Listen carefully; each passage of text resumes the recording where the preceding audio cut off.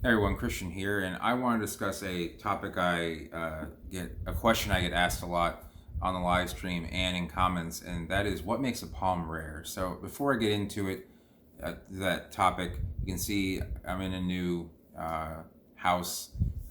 Decided to go ahead and get a house here in Venice, be closer to friends and family, and just with everything that's going on.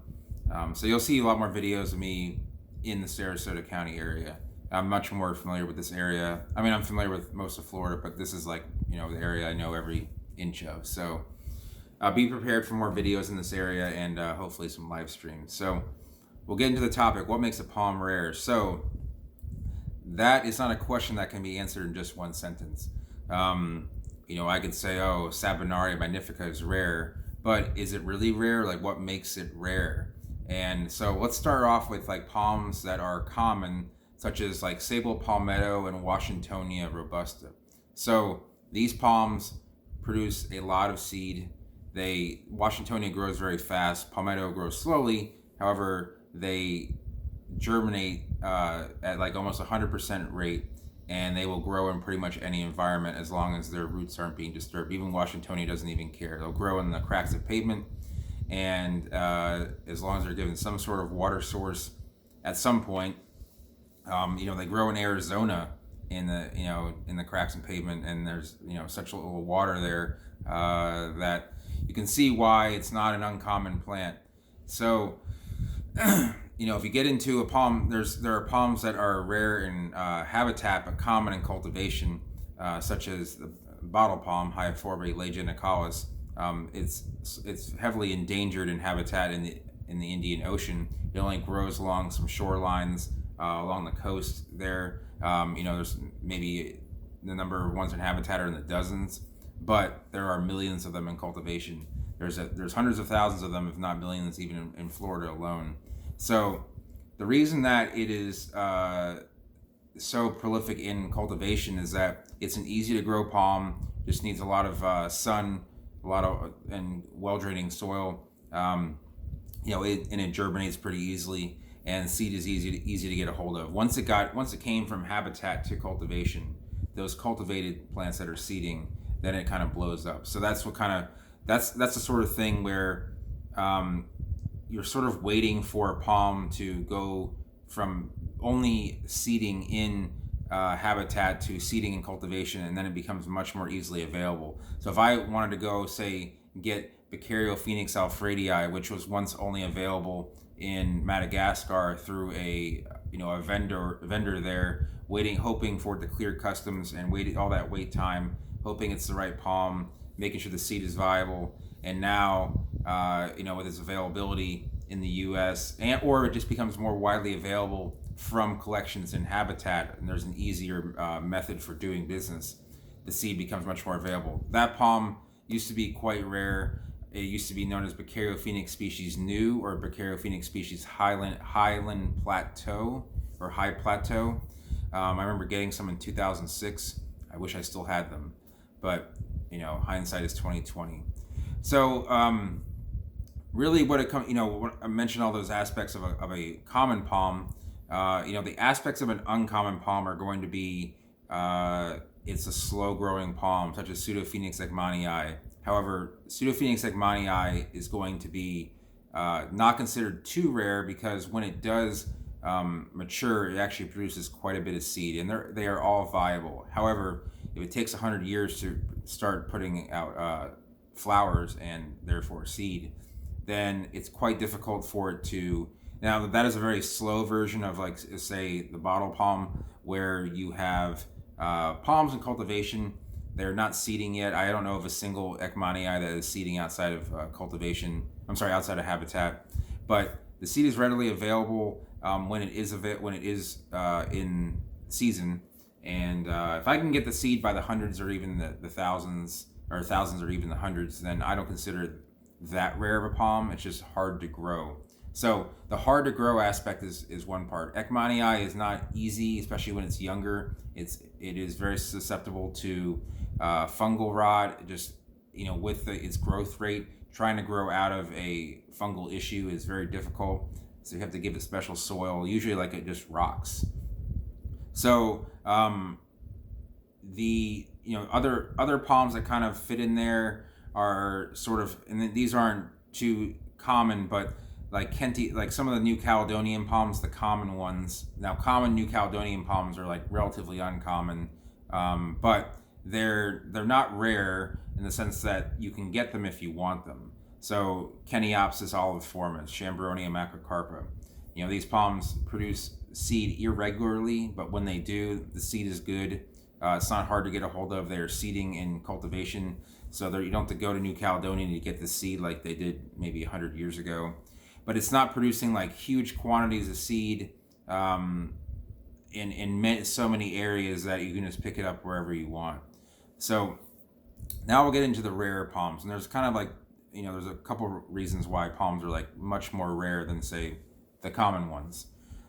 One is that it was been newly discovered. So a lot of Dipsis species, especially the bigger trunked ones, in the past 15, 20 years have kind of been newly discovered, or, with the advent of the internet, people have been able to get a hold of others in Madagascar and collect, some seed and get some in some quantities. But before that, you basically had to count on someone that went there and collected a few seeds here and there. And when those palms were large, they were the only ones around, so they were very rare. Even if they were seeding profusely in habitat there in Madagascar, they're very rare over here in the United States or in Europe or Australia, or Asia, wherever you may be. So those palms really commanded a premium. We're talking $100 a gallon, 15-gallon palms, $1,500. Now, I have a 7-gallon one that I was trying to sell, Dipsis prestoniana, I should say, that I was trying to sell for $75. I couldn't even sell for $75. That would have been a $750 palm 12 years ago. So it's all about how many, and this happens a lot with other plant species such as bromeliads. When someone makes a new cultivar, everybody has to have it, and they want to spend $75 on this tiny little plant. But if you wait a few years, they're like $10. I don't know why people spend that premium. I personally wouldn't, but there are palms that, for example, Sabonaria magnifica is going to be what I consider a rare palm. It's not like it's not like the rarest palm or anything like that, but it's a well-known rare palm because it's beautiful. It's newly discovered in the past 10 years, which is pretty recent in palm years. So it grows in an area. We'll look at all the aspects of why Sabonaria is rare. It grows in an area that is extremely hard to get to, the Darien. So in the Darien, if you guys are unfamiliar with this area, it is basically a swampy, hilly area that takes up most of eastern Panama and parts of northwestern Colombia. It's right there in the Panamanian Colombian border is where it grows, and this area is really hard to get to. There are no roads. You can look up the Darien and people traversing the Darien in a Jeep. It took them like 6 months to go 40 miles. That's just how insane the terrain is. So second of all, obviously it's not easy to even get to that area. And most importantly it's, in my opinion, is quite dangerous. Colombia has come a long way in the past 30 or 40 years. However, there are still rebel groups, FARC being one of them, basically the Federal Revolutionary Forces of Colombia, and they travel into Panama to kind of escape, Colombian national troops. And if they're going that way, they're going right past all those plants. And I have friends that were in the area and talked about how, they had just missed them. It's not someone you want to meet. It wasn't like, oh, I just missed them, I wanted to see them. It's like, I just missed them, thank God. So these palms, Sabonaria, if you find it, it produces a decent amount of seed. It grows relatively easily. You guys saw the videos that I did on Sabonaria. Now, getting that seed from this kind of like difficult to access, politically sketchy area, to my doorstep takes multiple steps, and the result it's very costly. So those, if you looked online, those seeds are 16 to, depending on how many you buy, they're anywhere between $16 to $35 each, and that in itself will make a palm rare. The cost of buying the seed. So if I have $20 a seed palm and half of them germinate, I have $40 into them. And if I'm going to make a profit, I'm going to want to sell it for at least like $70 to $80. And so many people won't want to buy at that price, but it's just another issue where a mixture of the difficulty of access and the cost will shy away a lot of collectors from buying small plants. A lot of collectors I notice like to buy in 3 and 7 gallons, and I believe the reason for this is they want to have a palm that they can recognize as being that palm. It isn't just one strap leaf, but it isn't too expensive. Most people that buy, they're just palm buyers, will basically want to spend under $100 on a palm, regardless of the size, usually in the 3 to 7 gallon range.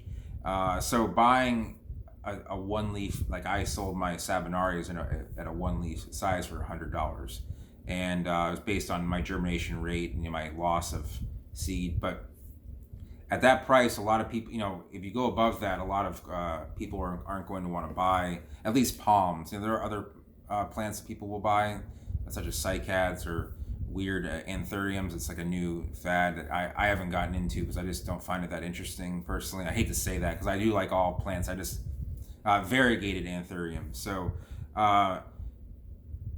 really, to buy like a 7-gallon Sabinaria from one of the original seed batches, and you're talking several hundred, over $500 usually. And so basically you have a palm that is super hard to get a hold of, and this is true for many Cuban palms like Copernicia. The seed and habitat is pure, and that's where you want to get it. However, if you want to get it from Cuba, you're going to jump through some hoops. You're going to have to ship it from Cuba to like the Dominican Republic or Jamaica and then to the US, because you can't get a permit. You can't ship the seeds out. Cubans cannot ship stuff out from Cuba to another country. The person has to go in there and get it and come back out. So if that makes any sense there.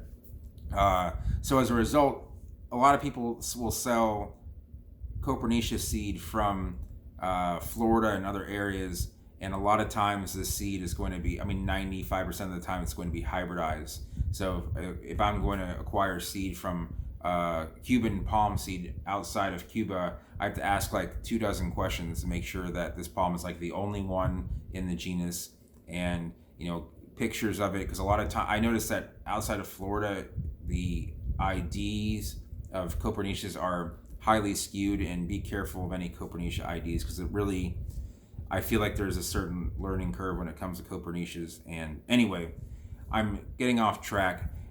So some of these super rare palms that are very, like some of the rarest palms in the world, we're talking about a lot of New Caledonian palms like Sipho-Phoenix fulcida, some of the rare remote Brachardias, some oddball Adelaeas that I like to get into, and from Brazil and other parts of Northern South America, and even some of the odd Dipsis. Now these palms are all going to have certain things in common. One is they're from an area that is very difficult to access. Either they're like at the top of a mountain, you have to climb up for multiple days to get to, or they're in a rainforest, or they're in a politically sensitive area that you just can't just wander in. We have to get a visa. You have to have a reason for being there. Another, for example, Neovicia brunea is a rare palm, native to the island of Pentecost in the South Pacific. You need to be invited there to go there by the native population. If you go there and are not invited, I've heard you will be violently attacked. So don't just show up there in a boat and looking for seeds, because you might have some objects thrown your way. So all these are in politically sensitive areas, whether they're on remote islands, the top of mountains, remote jungles that and just areas that are not, for lack of a better term, civilized and or near any urban center whatsoever. They seed very irregularly, and this happens a lot in New Caledonia. I have a friend there who actually watches this vlog, and he can attest to the fact that a lot of New Caledonian palms just won't seed many years, like for 3 years. And when they do produce seed, I've gotten 1,000 seed of one palm from Australia, Hydriostella ramsii. It is a beautiful palm. It's a blue-green species in the genus. It grows in a very hot, semi-arid area in northern Australia. And the problem is I got 5 to grow out of 1,000. And I knew that it was a hard grow.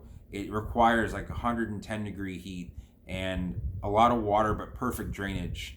And to mimic that here in Florida can often be difficult. Sometimes it's a little too humid, sometimes a little bit too chilly. So that is one species that I really do love, but it is so difficult that I've almost given up on growing it, because it's just at the cost, because the cost of the seed is not cheap. So when you're getting 0.5% germination rate, and you're spending 1,000, on 1,000 seeds, it's insane how much you have into each plant. So palms like that, like Hydriostella ramsii, Cyphophoenix falsita, some palms that a lot of you guys may not have heard of around here, they are not going to seed very much. Like I said, they're not going to be from anywhere near, civilization. Politically sensitive area, does not seed very much, grows very slowly, and difficult to germinate, are basically all of the aspects of a rare palm. So if you can find all that in a palm, you probably have found a rare one. So without going into without going too much further, basically you can take all those aspects and you can kind of attribute them to any species. So if they have a few of those issues, like it's politically sensitive area, but it seeds profusely. So if you can get in there one time and get some seed, or thousands of it, you can kind of get out. For example, Livistona alfredii, again, seed that was acquired by a friend that watches the channel. Very remote area, but in a first world country, and it does seed profusely when it does seed, which is once every 3 to 4 years. So it germinates very easily though, and it can kind of grow in multiple sorts of climates. So the other thing is a climatic issue. There's a palm species called Juania australis. It grows in the Juan Fernandez Islands off the coast of Chile, and this palm it's protected by the government of Chile, but it basically will not grow outside of some very special microclimates that are almost identical to that. So we're talking like San Francisco, it'll grow in, very cool, semi-humid, temperate climates, Southern Ireland, parts of New Zealand, but that's basically it as far as like these cool climates that never really get below 45 and don't really get above 75, and then it's growing kind of, it's like to me that's chilly. So these like chilly, cool, humid climates that the sun isn't out very much, or not as much as say like out here in Florida or in a desert, for example. So but yeah, the growing, you might be able to get a seed of that, but whether you can or not, the ability to grow it is so difficult in most climates that it becomes a rare palm, because it can't. You could have 10,000 seed, but if you don't have a place to grow the plants, then what are you going to do with them? So anyway, I'm going to leave that there. Hope this was kind of useful with actually, I should mention one more thing. Really ugly palms tend to be rare because no one really wants them, and it's sad, because I think a lot of the ugly palms are actually pretty nice, and a lot of other collectors will agree. A lot of them are rattan palms, which are basically climbing palms. They don't get like a big trunk. They're not, they're not breathtaking. But if they're rare and they're weird, then I like them. I don't care how ugly it is. I just want to grow something different. So that's where your sales base is going to be if you had 1,000 seed of a really ugly rare palm. So anyway, I'm gonna leave that there. If you guys have any questions about more rare palms, I didn't, I'm sorry, I mentioned one more thing. The quote rarest palm in the world, Hyaphorbe americalis. There's only one plant in existence. The seed doesn't germinate. It's believed that there's a bird that is now extinct that was the inhibitor by passing it through its system, and then it would germinate. They tried a little bit of everything, and it's just not really putting that. It doesn't look very healthy. So yes, that's a rare palm, but it's sort of it's kind of in its own little category because it's just so rare that it's almost like a lost cause. I hate to say, but you're never going to see that in cultists. Anyone ever tries to sell you one, you want to verify with like 5 other people that would know about the plant that it is in fact that, but that won't come about. But people probably would get upset that I didn't mention that species, but it is there. It is protected. Is it going to produce more plants? Probably not. So that might be the ultimate rare palm. So anyway, I'm gonna leave that there. I'll put some links to stuff in the description below. If you guys enjoyed the video, give it a thumbs up. If you're new to the channel and want to talk more about rare plants or like rare palms, and leave a comment down below. And if you're new to the channel, consider subscribing. And I will see everyone next time. Thanks for watching.